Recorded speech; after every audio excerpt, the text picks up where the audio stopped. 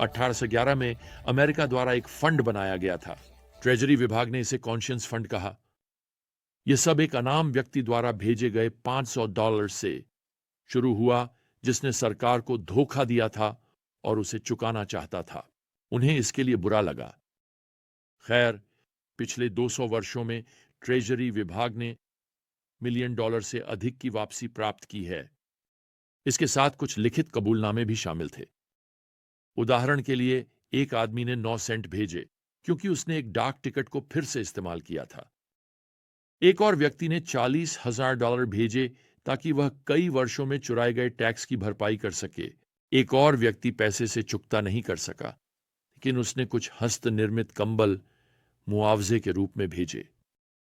खैर, इनमें से कई लोग अपराध बोध को दबाने की कोशिश कर रहे थे। उन्हें ऐसा महसूस हुआ। कुछ लोग, मुझे बताना होगा, थोड़े संदिग्ध थे, जैसे एक व्यक्ति जिसने लिखा, प्रिय आंतरिक राजस्व सेवा, मैं रात में सो नहीं पा रहा हूं क्योंकि मैंने पिछले साल के आयकर में धोखा दिया। संलग्न है $1,000 का कैशियर चेक, और अगर मैं फिर भी सो नहीं पाया तो मैं आपको बाकी भेज दूंगा। तो ऐसा क्या है जो हमें पाप के बारे में सोचकर नींद खो देता है? यह क्या है हमें उत्तेजित करता है, जो हमें इतनी गहराई परेशान करता है? दुनिया में आप कहीं भी जाएं, अफ्रीका, ऑस्ट्रेलिया, अल्बानिया, अमेरिका, हर कोई जानता है कि अपने पड़ोसी की मुर्गी चुराना गलत है, और उस मुर्गी को चुराने के बाद का अपराध बोध एक सामाजिक निर्माण नहीं है। नहीं, यह एक भगवान द्वारा दी गई रचना, जिसे विवेक कहा जाता है, द्वारा उत्पन्न होता है। आपका विवेक आपको तब प्रोत्साहित करता है जब आप सही होते हैं, और जब आप गलत होते हैं तो यह आपको सताता है। अब समस्या यह है कि आपका विवेक भी प्रशिक्षित किया जा सकता है, जैसे आप अपने कुत्ते को पलटने और मृत होने का नाटक करना सिखा सकते हैं। हालांकि हमारा विवेक केवल समाज द्वारा प्रशिक्षित नहीं किया जा सकता, जो वास्तव में इसे, आप जानते हैं, सोने के लिए मजबूर करना चाहता है। हम इसे शास्त्रों के द्वारा प्रशिक्षित कर सकते हैं। और मैं आपको प्रोत्साहित करना चाहता हूं, अगर आप किसी चीज से परेशान हैं जो आपने की है, तो यह वास्तव में इस बात का संकेत है कि आपका विवेक अपनी भगवान द्वारा बनाई गई भूमिका निभा रहा है। यह अभी भी काम कर रहा है, और इसे वैसे पूरी ताकत से फिर से जीवित किया जा सकता है। वास्तव में यहां उत्पत्ति के अध्याय 42 में हम जोसेफ के भाइयों में विवेक के पुनर्जीवन को देखेंगे। 20 सालों से उन्होंने अपने अपराध बोध को नजरअंदाज करने की कोशिश की है, और सच कहूं, यह एक पल के लिए भी काम नहीं किया। यह वास्तव में अच्छी खबर है। जैसे जोसेफ ने अब भविष्यवाणी की थी, मिस्र में अकाल आ गया है। यह अंततः कनान की भूमि में पहुंचा, जहां याकूब और उसका परिवार रह रहा था।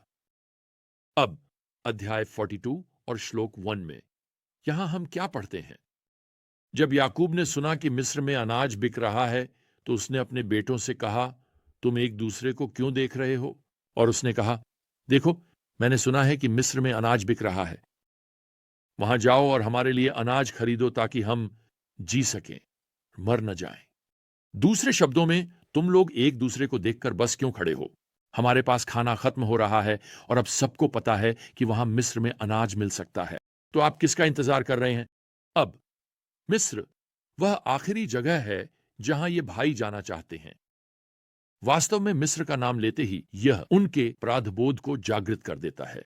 उनका अपराध बोध, एक पुरानी कहावत है, फांसी देने वाले के घर में रस्सी का जिक्र नहीं करना चाहिए।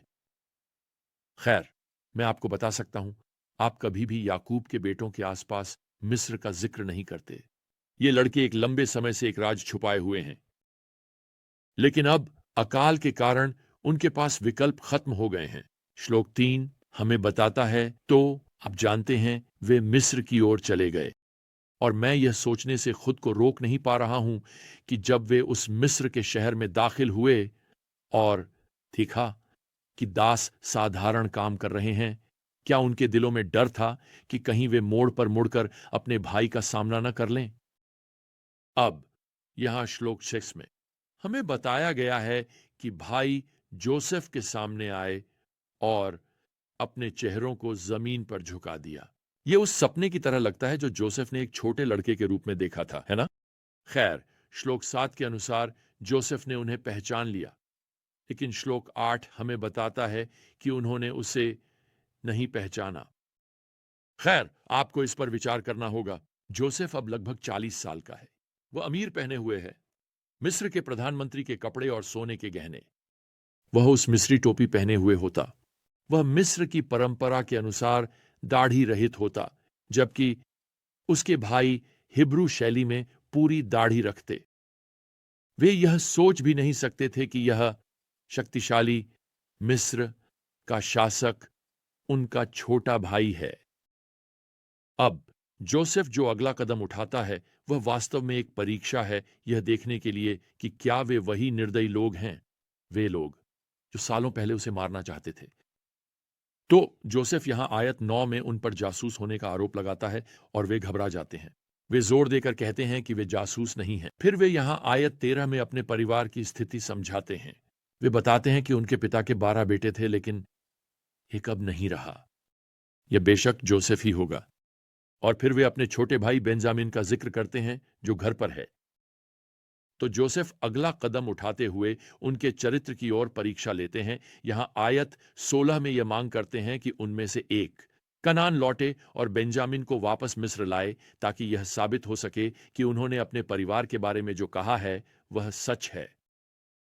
अब यहां आयत 17 में वह सभी को 3 दिनों के लिए जेल में डाल देता है, ताकि वे इस पर विचार कर सकें। याद रखें, जब आप यहां आयत 23 की ओर बढ़ते हैं कि जोसेफ उनसे मिस्र में बात कर रहा है, वह उनके साथ एक हिब्रू अनुवादक के माध्यम से बात कर रहा है। उन्हें नहीं पता कि वह उनकी हर बात को समझ सकता है जो वे एक दूसरे से कह रहे हैं। तो अगर आप आयत 18 पर वापस जाएं, तो जोसेफ उन्हें जेल से बाहर निकालने वाला है। वह कहता है कि वह एक भाई को मिस्र में बीमा के रूप में रखेगा, कि बाकी भाई वे अनाज ले जा सकते हैं जो उन्होंने खरीदा है। जोसेफ जोर देता है कि अब वे अपने छोटे भाई के साथ बाद में मिस्र लौटें और इससे उनकी बेगुनाही साबित होगी। अब जोसेफ जानता है कि उसके पुराने भाई एक और भाई को छोड़ने की परवाह नहीं करेंगे ताकि वे अपनी जान बचा सकें। मतलब आखिरकार उन्होंने उसे छोड़ दिया था और इन सभी वर्षों में वे कभी मिस्र वापस आकर उसे खोजने नहीं आए। तो भाई यहां अब जोर से सोच रहे हैं, ये नहीं जानते हुए कि जोसेफ उन्हें समझ सकता है। यहां आयत 21 पर देखो। उन्होंने एक दूसरे से कहा, सच में हम अपने भाई के बारे में दोषी हैं, क्योंकि हमने उसकी आत्मा की पीड़ा देखी जब उसने हमसे भीख मांगी और हमने नहीं सुना, इसीलिए यह दुख हमारे ऊपर आया है। और रूबेन ने उनसे कहा, क्या मैंने तुमसे नहीं कहा था कि लड़के के खिलाफ पाप मत करो? लेकिन तुमने नहीं सुना। तो अब उसके खून का हिसाब देने का समय आ गया है। मतलब इसे यहां मत छोड़ो, हम दोषी हैं। वास्तव में हिब्रू पाठ में शब्द हम जोरदार है। आपसे इस तरह से प्रस्तुत कर सकते हैं, हम दोषी हैं। हमने जोसेफ की बात नहीं सुनी जब उसने अपनी जान के लिए भीख मांगी। अब इसके साथ जोसेफ कमरे से बाहर भागता है। आयत 24 हमें बताती है, और उसके गालों पर आंसू बह रहे हैं। और मैं सोचता हूं, क्या ये दुख के आंसू हैं? हां, लेकिन ये उम्मीद के आंसू भी हैं। उसने अभी अपने भाइयों को यह स्वीकार करते सुना है कि वे हमेशा से जानते थे कि जो कुछ उन्होंने उसके साथ किया था वह निर्दयी और गलत था। उन्होंने इन सभी वर्षों में एक दोषी आत्मा के साथ जीवन बिताया है, और यहां वे एक दूसरे के सामने अपने जीवन के कितने पापी और स्वार्थी होने की बातें कर रहे हैं। कल्पना करो। खैर, जब जोसेफ नियंत्रण हासिल कर लेता है तो संभवतः वह अपने चेहरे पर कुछ पानी छिड़कता है। वह यहां आयत 24 में लौटता है और वह आदेश देता है कि सिमियन को बांधकर जेल में रखा जाए जब तक उसके भाई वापस नहीं आते। लेकिन उसके मन में एक और परीक्षा है। यहां आयत 25 में जोसेफ ने अपने भाइयों के अनाज के थैले अनाज से भर दिए और उनके सारे पैसे भी उनके थैले में वापस रख दिए। वह उनकी वफादारी और ईमानदारी की परीक्षा लेने जा रहा है। सुनो, योसेफ उन्हें दे रहा है, हर वजह है कि कभी भी मिस्र वापस आऊं, उनके पास बहुत सारा अनाज है और उनके पास बहुत सारा पैसा भी है। मेरा मतलब है, खैर, एक और, एक होने से क्या फर्क पड़ेगा? तो मैं सोच रहा हूं, क्या वहां स्पष्ट पछतावा था? क्या सच में उन्हें भाई सिमियन की परवाह होगी, जो अब उनके लिए जेल में इंतजार कर रहा है? क्या वे मिस्र लौटेंगे?